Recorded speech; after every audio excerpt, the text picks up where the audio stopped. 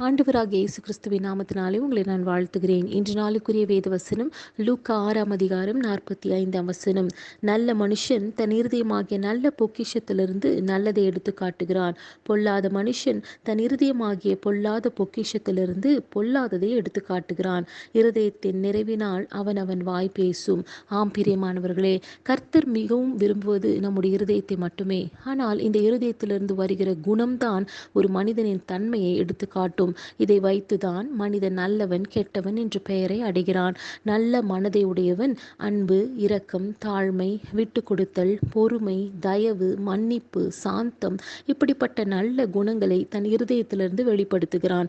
ஆனால் பொல்லாத எண்ணம் படைத்த மனிதர்களிடமிருந்து வருகிற குணங்களாகிய பகை, விரோதம், எரிச்சல், கோபம், சண்டை, விட்டு கொடுக்காமல் பேசுவது, பெருமை ஆகிய இப்படிப்பட்ட பொல்லாத குணங்களை தன் இருதயத்திலிருந்து வெளிப்படுத்துகிறான்.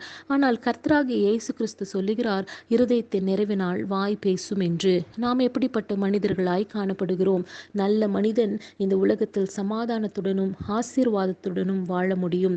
ஆனால் பொல்லாத மனிதன் தன்னுடைய பொல்லாப்பினால் தன் ஜீவனை நஷ்டப்படுத்துகிறான், ஆசீர்வாதத்தையும் இழந்து போகிறான்.